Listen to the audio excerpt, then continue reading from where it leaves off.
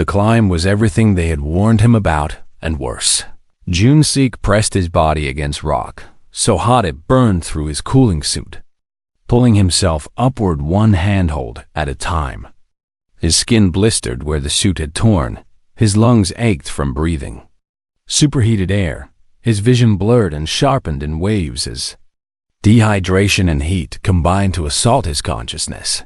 But he kept climbing. Humans did not stop. That was what his grandmother had taught him, what his species had proven again and again throughout history. When other species calculated the odds and accepted defeat, humans looked at impossible situations and simply refused to quit. The scorched pillars rose 300 meters above the desert floor. He had climbed half that distance before his cooling suit failed completely. The temperature readout on his wrist had stopped working at 90 degrees, but he estimated he was somewhere past 100 now, hot enough to cook flesh, hot enough to kill anything that depended on logic and self-preservation. He climbed anyway. The beacon hung from his back in a makeshift harness, its weight dragging at shoulders that had long since lost feeling. He thought about the Sharth waiting below, warriors who had spent 60 years hiding from an enemy they could never defeat. He thought about Kethra's scarred face and the weariness in her voice when she admitted her people were dying. He thought about 300 colonists who had never reached their new home. And he kept climbing. The summit appeared through heat, shimmer, and hallucination. A flat platform of dark stone that seemed to waver like a mirage. Junseek hauled himself over the edge and collapsed, his burned hands leaving bloody prints on rock hot, enough to fry meat. He could not rest. Every second wasted was a second closer to Dominion scouts finding the settlement. He forced himself to his knees and fumbled with the beacon harness, his fingers clumsy and numb. The activation sequence was simple.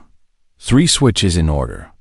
Then the transmission trigger. He had practiced it 100 times before leaving now, with his vision fading and his hands barely responding. Even that simple task felt impossible. First switch. The beacon hummed to life, drawing power from its internal cells. Second switch. The transmission array extended, a small dish that caught the light and seemed to glow with hope. Third switch. The signal amplifier activated, boosting the beacon's range from a few thousand kilometers to several light years. Junseek stared at the transmission trigger. His hand would not move. His body had reached its limit, that place beyond exhaustion where muscles simply stopped responding to commands. He thought about giving up.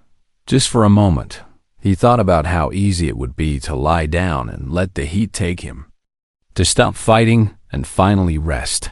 Then he heard his grandmother's voice, clear and strong despite the roaring in his ears. "We do not quit. Junseek, we never quit." He threw his entire body forward, slamming his palm against the trigger with the last of his strength. The beacon screamed into the sky. A pulse of electromagnetic energy burst outward, carrying his distress signal across the void, reaching for any ship that might be listening. Then darkness took him. He woke to coolness. That was his first confused thought.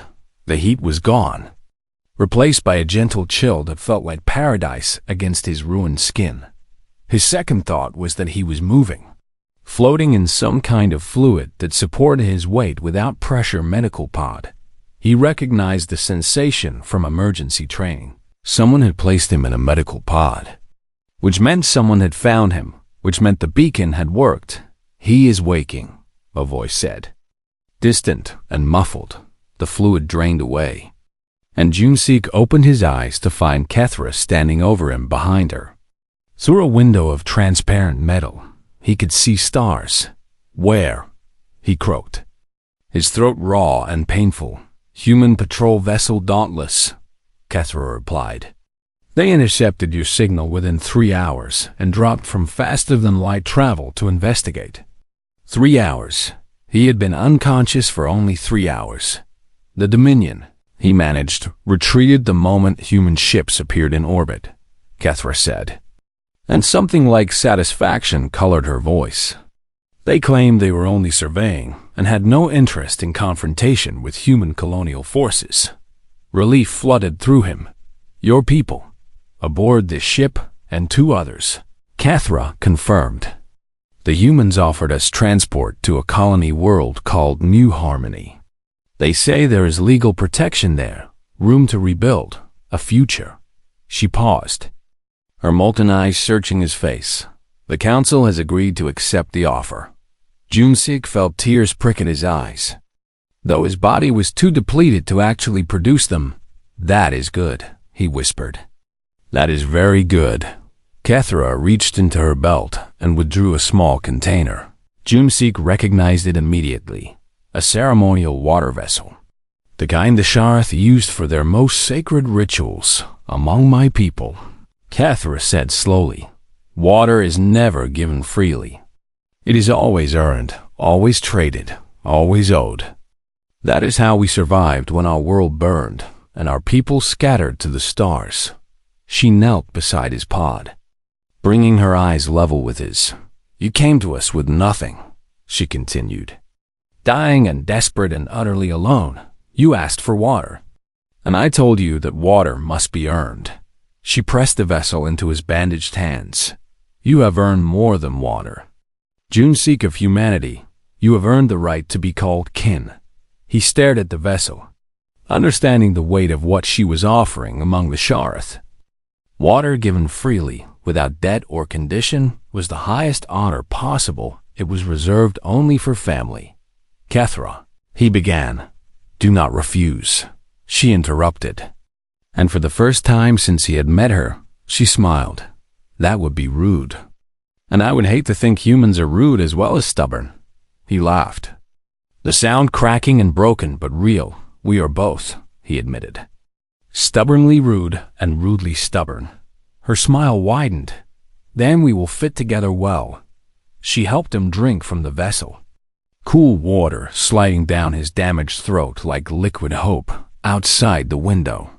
Stars blazed against the darkness. Somewhere behind them, Vareth 9 spun on in silence. The hidden oasis already being swallowed by sand and wind. The Sharth had left their prison at last, and somewhere ahead, a new world waited.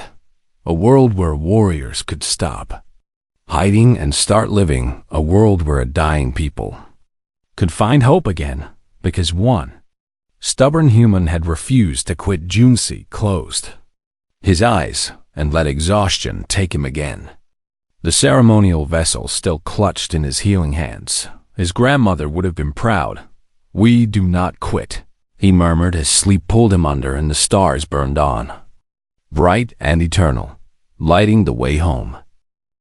The command center filled with warriors within minutes. Every Sharth who could hold a weapon gathered around the tactical displays. Watching the 3 Dominion ships descend through the crimson sky, Junsik stood at the edge of the crowd, feeling out of place among these warriors who had spent 60 years preparing for this moment.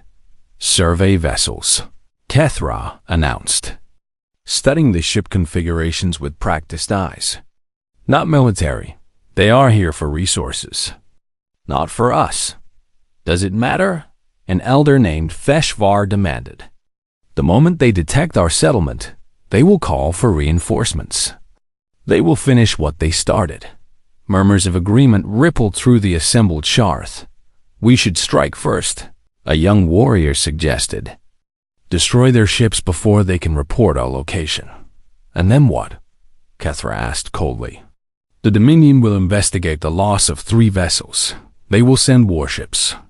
And we will die the same death we have been running from for 60 years. Then we die fighting, the young warrior shot back.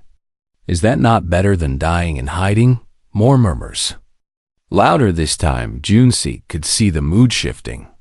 Desperation transforming into desperate courage. The Sharth had been running for so long that the chance to finally face their enemy, even in a hopeless battle, held a terrible appeal. Cathra raised her hand, and silence fell. We will not throw away lives in futile gestures, she said. But neither Will we simply wait to be discovered? I am open to alternatives. She looked directly at Junsik. Every eye in the room followed her gaze. The human has proven resourceful. She continued. Perhaps he sees a path we have missed. Junsik felt the weight of 200 stares pressing against him. These warriors had spent generations fighting and hiding and watching their people dwindle. What could a single human offer that they had not already considered? But his mind was racing. My shuttle had an emergency beacon, he said slowly. It was damaged in the crash, but the core components should still be functional. If I can boost the signal, we have no power to spare for communication equipment. Theshvar interrupted. I am not talking about your power. Junsik replied. I am talking about the beacon itself. Human emergency beacons are designed to transmit on colonial distress frequencies. If I can repair and amplify it, human ships in nearby systems will intercept the signal. Understanding dawned on Kethra's face, followed quickly by doubt. You want to call more outsiders to our location, she said. You want to expose us to the galaxy. I want to protect you, Junsik corrected. The Dominion is surveying this planet. If they find you, they will destroy you. But they will not attack if human ships are present. The political cost would be too high. Humanity has trade agreements with half the species in this sector. And what happens after? Theshvar demanded. When the Dominion leaves and your human ships leave with them, we will still be here. And now everyone will know where to find us. Then you stop hiding. The words hung in the air like a challenge. Junsik stepped forward, facing the assembled warriors directly. I have been here for weeks, he said. I have worked alongside your engineers. I have spoken with your elders. I have seen the calculations you do not talk about. Your population is declining. Your gene pool is collapsing. You have survived the impossible. But survival without hope is just slow death. Angry mutters rose from the crowd. But he pressed on. Humans have colonies throughout this sector. Worlds with legal protections and resources and room to grow. If you reveal yourselves, if you ask for help, there are people who will answer. Why would humans help us? A voice called out, because that is what we do. Junsik replied. We are not the strongest or the fastest or the smartest. But we form alliances, we build communities. We help others because someday we might need help ourselves. That is how humanity survived when the galaxy thought we would fail. Silence again. Kethra stepped forward, her expression unreadable. Your plan requires transmitting the beacon from high ground, she said. The signal will not reach orbit from the settlement's position. The scorched pillars, Junsik agreed. They are the highest point within reach.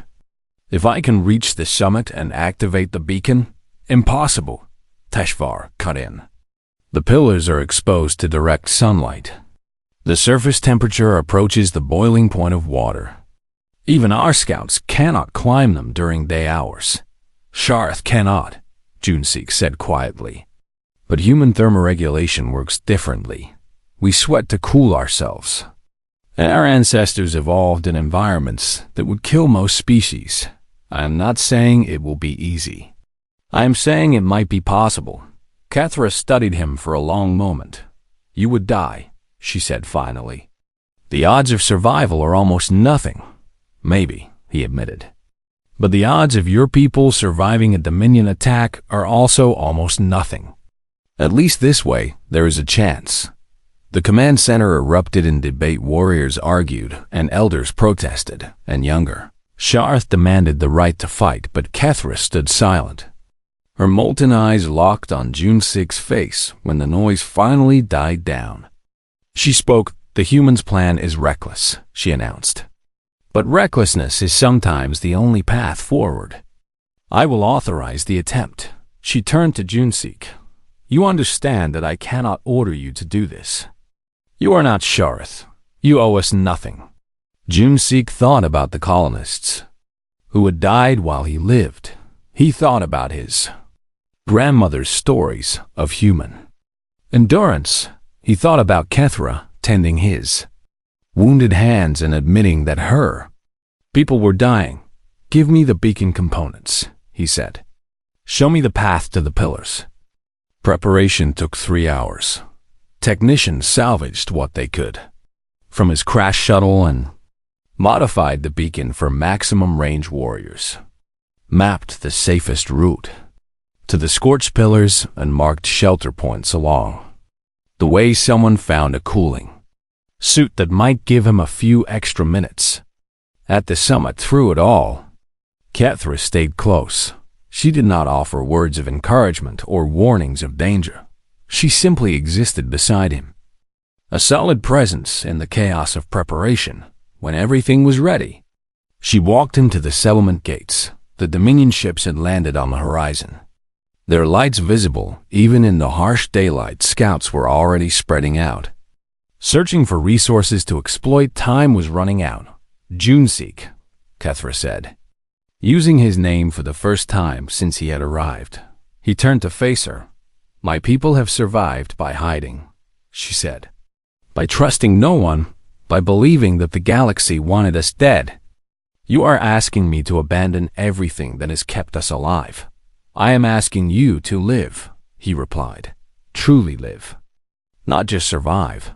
She was silent for a long moment. Then she reached out and pressed her clawed hand against his chest, directly over his heart. "Return to us," she said. "That is not a command. It is a request." Juneseek placed his own hand over hers. "I will try," he said. Then he turned and walked into the burning light. The scorched pillars rose before him like monuments to impossibility behind him. Dominion scouts crept ever closer to the hidden settlement, and above, the empty sky waited for his signal or his failure. Weeks passed like sand through fingers. Juneseek learned the rhythms of the hidden settlement, the careful dance of survival that the Sharth had perfected over 60 years of exile. He worked the water purification systems alongside engineers who had forgotten more about desert survival than most species would ever learn. He helped maintain the moisture traps that pulled precious liquid from the air during the brief cool hours before dawn. He tended the gardens where hardy plants grew in carefully recycled soil. The work was hard, but work had never frightened him. What frightened him was the hostility that refused to fade. Children threw stones when their parents were not watching. Warriors made comments about soft-skinned weaklings who would die at the first real challenge. Elders looked through him as if he did not exist, refusing to acknowledge the outsider who had invaded their carefully hidden world. Juneseek endured it all. He had learned patience during years of survey work, sitting alone in observation posts for months at a time, cataloging planetary data while the rest of the universe moved on without him. Loneliness was an old companion. Cruelty was just a different flavor of the same isolation. But Kethra watched. He noticed her watching from doorways and rooftops and shadowed corners. Her molten eyes tracked his movements through the settlement, studying him like a puzzle she could not quite solve. He did not know what she was looking for. He was not sure he wanted to find out. The breakthrough came during a dust storm. Verith-9 storms were legendary. Walls of toxic particles moving at speeds that could strip flesh from bone. When the sensors detected one approaching, the entire settlement went into lockdown. All outdoor work stopped. All moisture traps were secured.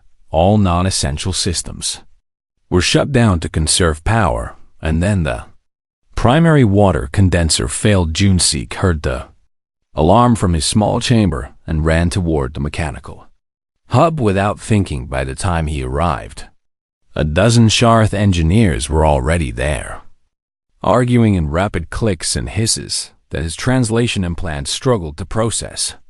"The filter assembly has collapsed," one of them reported. "We cannot access the damaged components without shutting down the entire system. If we shut down during the storm, we lose 3 days of condensation," another countered. That is half our reserves for the month. Then we die slowly instead of quickly. The first snapped. What choice do we have? Let me look. Junseek said. Every Sharath in the room turned to stare at him. The soft-skin thinks he can fix what our own engineers cannot. One of them sneered. The soft-skin was a survey specialist for 7 years. Junseek replied calmly. Maintaining equipment in hostile environments was half my job. The other half was improvising solutions when standard repairs were impossible. Silence stretched through the mechanical hub. Then the lead engineer, an old female with scales faded to pale gray, stepped aside. Show us, she said. Junseek examined the condenser with trained eyes.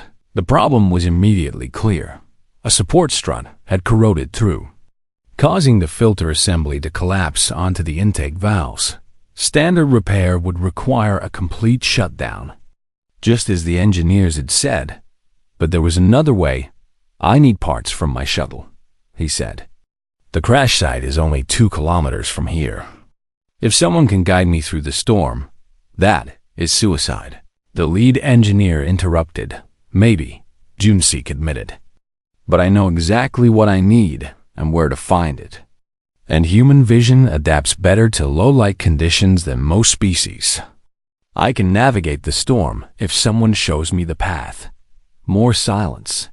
Then a voice spoke from the doorway. I will guide him. Kethra stood there, already wearing a storm suit, her scarred face set with grim determination. Commander, the lead engineer protested. You cannot risk yourself For what? Kethra interrupted. For our survival, that is exactly what I should risk myself for. The human has proven his worth. Now I will prove mine. They ventured into the storm together. The wind screamed around them like a living thing, tearing at their suits with invisible claws. Junseek could barely see his hand in front of his face. But Kethra moved with absolute certainty, her knowledge of the terrain guiding them through darkness and chaos. They reached the crash site in 40 minutes. Junseek found his shuttle's emergency kit and pulled the components he needed. Replacement struts, adaptive sealant, and a portable welder that still held charge. The return journey took longer. The storm had intensified, and even Kethra's navigation faltered in the worst of it. But they made it back. Junseek went to work immediately. Ignoring the exhaustion that pulled at his limbs, he replaced the corroded strut with salvaged metal. He sealed the connections with adaptive compound. He reinforced the filter assembly with a design he had invented during a mining survey 3 years ago. When he finished, the condenser hummed back to life, and water began flowing again. The lead engineer examined his work with something approaching awe. This is not standard repair, she said. This is something new. Human engineering, Junseek said with a tired smile. We are not the most advanced species in the galaxy, but we are very good at making things work when they should not. Later, after the storm had passed and the settlement had returned to normal, Kethra found him in his chamber. He was tending to his hands, which had been cut and burned during the repair work. She sat beside him without asking permission and took his hands in her own. Her touch was surprisingly gentle for a warrior. She cleaned the wounds with water from her own ration and wrapped them in bandages woven from desert plants.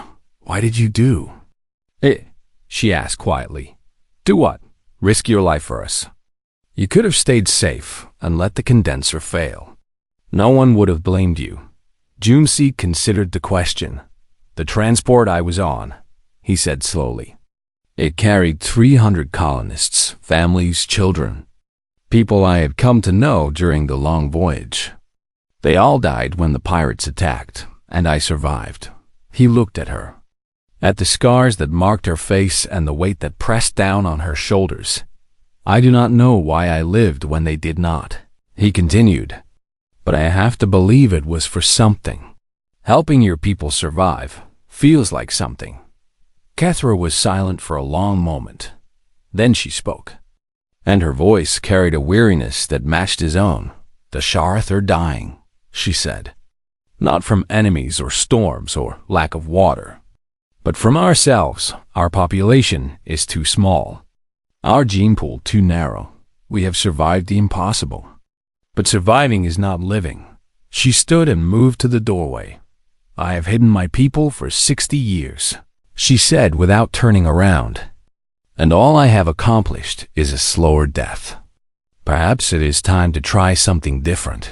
Before Junseek could respond, alarm klaxons began to wail throughout the settlement. Kethra stiffened. "Long-range sensors," she said, her voice suddenly hard and cold. "Someone has found us."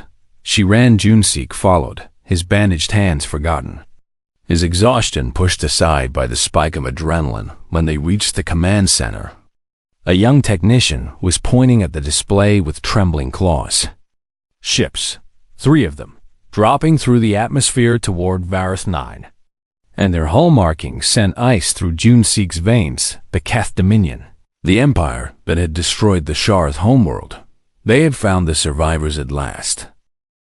The sun burned white against a sky the color of dried blood. Junseek dragged himself across the cracked earth, his fingers scraping against ground, so hot it seared his skin through torn gloves. 3 days since the crash.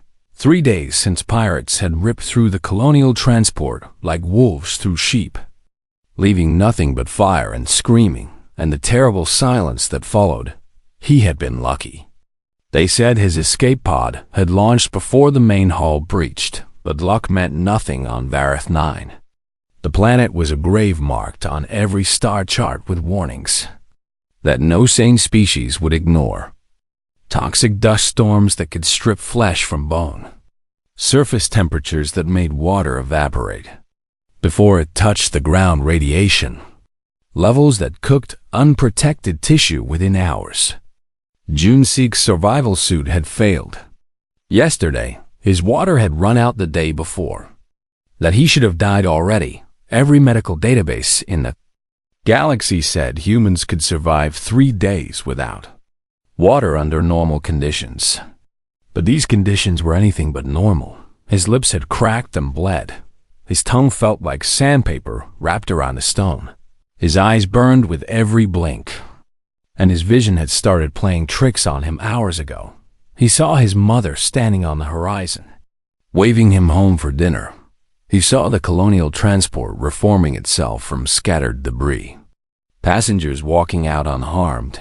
He saw an ocean rising from the desert floor, cool and blue and impossible, but he kept crawling. Humans were stubborn that way. His grandmother had told him stories about the old days on Earth, about ancestors who had crossed deserts and oceans and frozen wastelands with nothing but determination and the refusal to stop breathing.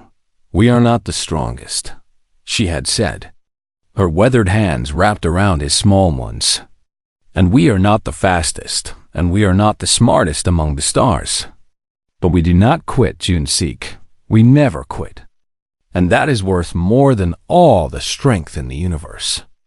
He thought of her now as his arms gave out and his face pressed against the burning ground. He thought of the 300 colonists who had died in fire and vacuum, families he had shared meals with during the long voyage, children who had asked him endless questions about the survey equipment, a woman named Su Min who had laughed at his terrible jokes. They were gone. He was still here. It felt wrong in ways he could not name, but he kept moving. He rolled onto his back and stared at the crimson sky, waiting for his heart to stop, waiting for the heat to finally win, and that was when he saw them.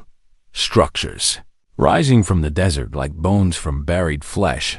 He blinked, certain this was another hallucination. But the shapes remained walls built from dark stone, something green behind them, green like plants, green like life, green like hope.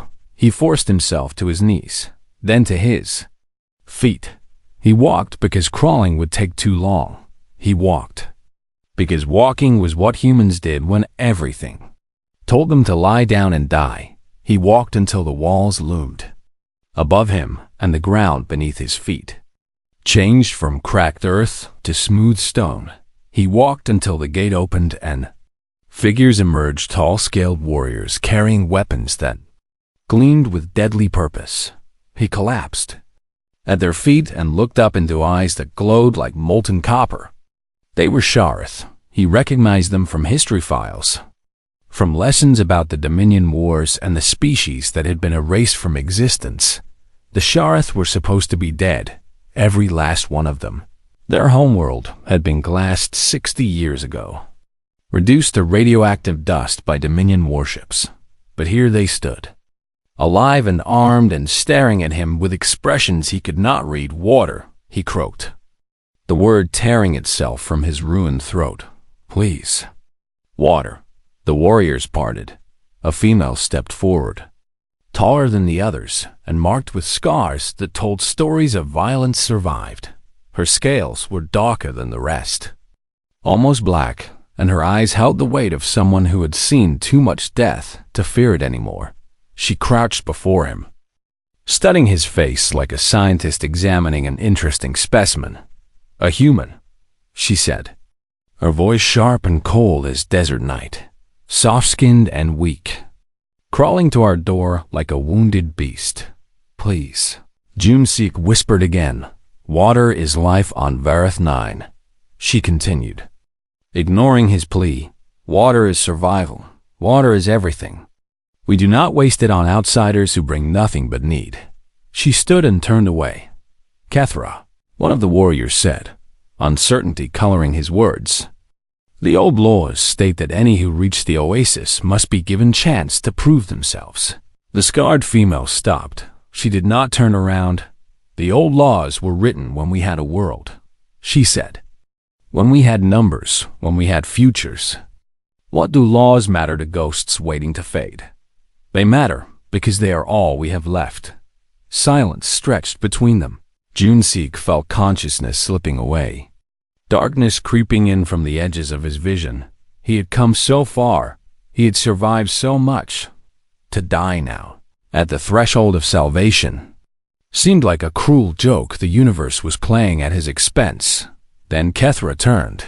She looked at him again, and something shifted in her molten eyes.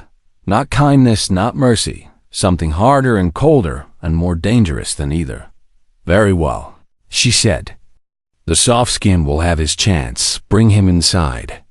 Give him enough water to survive the night, but nothing more." Warriors lifted him. The world blurred and spun. He glimpsed green-growing things and stone, buildings and Shareth watching from doorways with curiosity and hostility mixed in equal measure. They carried him to a small chamber and laid him on a mat woven from desert plants. A young Shareth female brought a container of water and held it to his lips. He drank. The water tasted like life itself, cool and clean and precious beyond measure. When the container was empty, he wept, though his body had no tears left to give. Kethra stood in the doorway, watching. "Tomorrow you will work," she said. "Tomorrow you will prove your worth. Or you will be cast back into the desert to finish dying." "What must I do?" he asked, his voice stronger now, but still weak. "We will see what a human is capable of," she replied, and something like dark humor flickered across her scarred features. "I expect very little soft skin. Prove me wrong, if you can." She left. The door closed. June-Seek lay in darkness and breathed. He was alive. For now, that would have to be enough. Tomorrow would bring challenges he could not imagine. Trials designed to break him. Tests meant to prove what every species in the galaxy believed about humans. That they were soft, that they were weak, that they did not belong among the stars. But his grandmother's voice echoed in his mind, mixing with the distant howl of the desert wind. "We do not quit." June-Seek. He closed his eyes and let exhaustion pull him under. Tomorrow, he would show these warriors what humanity was made of. Tomorrow he would earn his water, or he would die trying. June-Seek woke to the sound of the chamber door slamming open and harsh. Sharth voices ordering him to rise. His body screamed in protest. Every muscle ached from the 3-day crawl across the desert, and his skin felt tight and raw where sunburn had taken hold. But he stood anyway. A young warrior named Vethkor led him through the settlement, and Junsik took in everything with hungry eyes. The oasis was larger than he had expected, built around the natural spring that bubbled up from deep underground stone.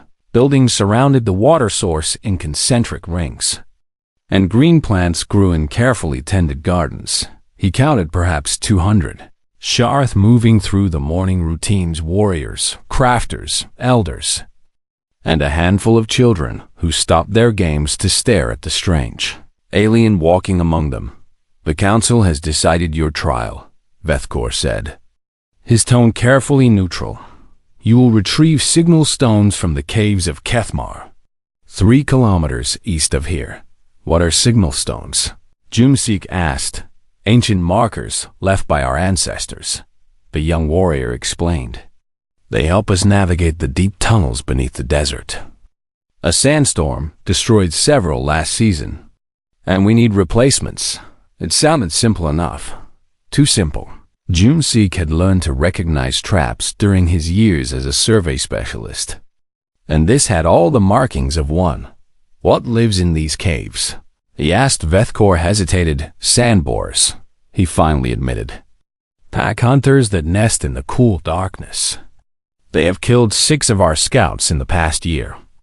There it was. They were sending him to die. The trial was not meant to be passed. It was meant to end him without the Sharth having to dirty their own hands. Part of him wanted to rage against the unfairness of it.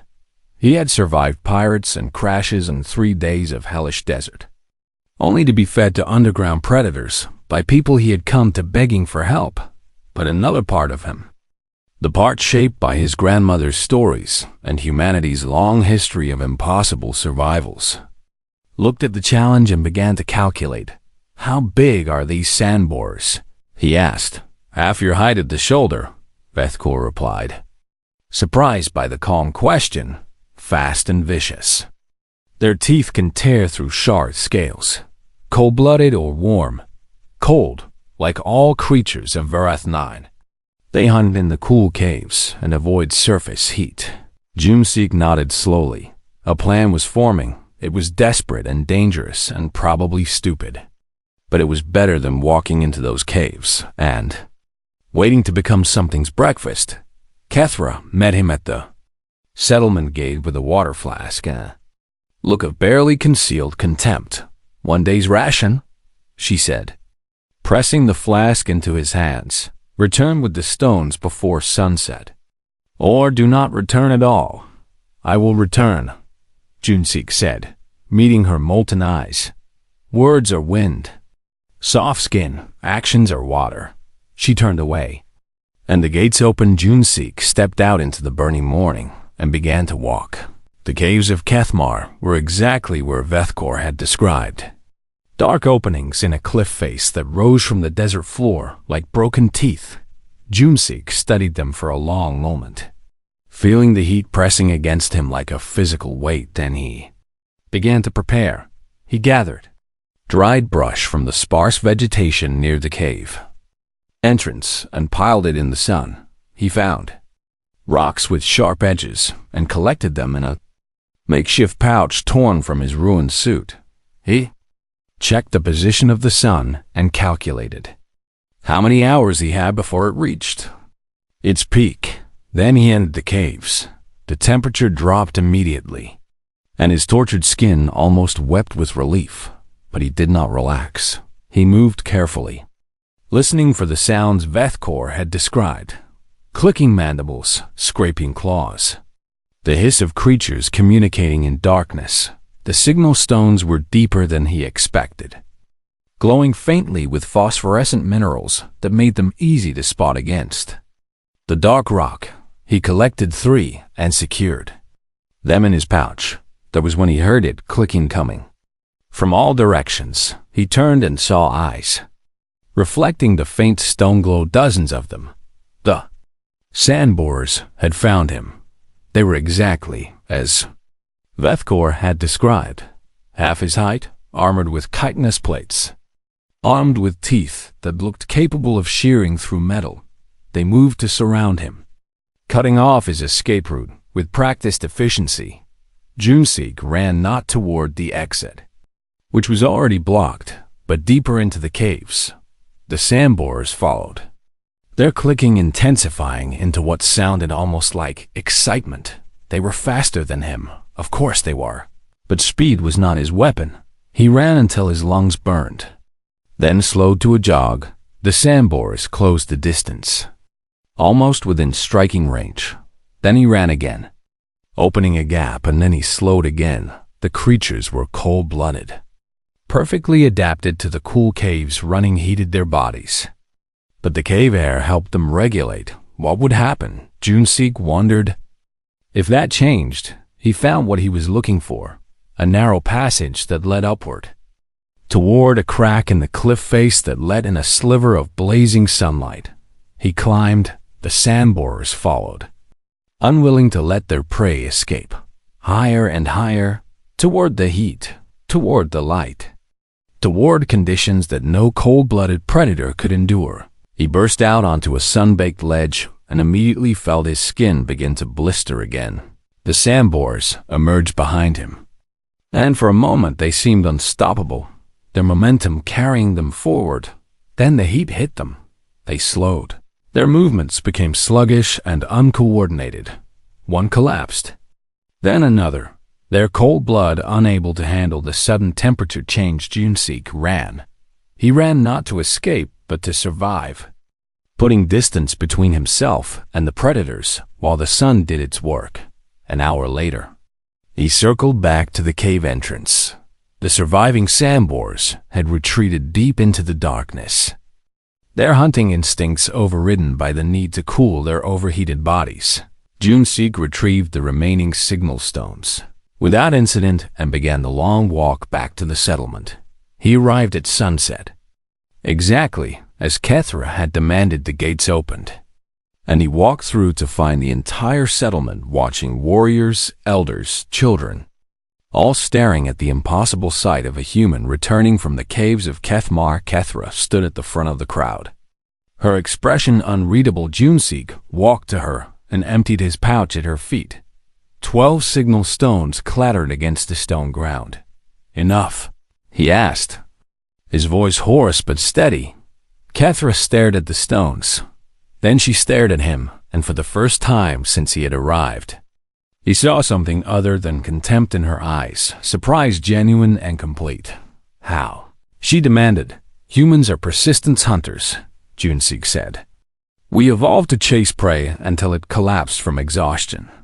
We cannot outrun most species, but we can outlast them. He swayed on his feet, the day's exertions finally catching up with him. The Sandborers are cold-blooded, he continued. I led them into the heat and let the sun finish what I started. Kethra was silent for a long moment. Then she stepped forward and caught him before he could fall. You will have water tonight, she said, her voice softer than before.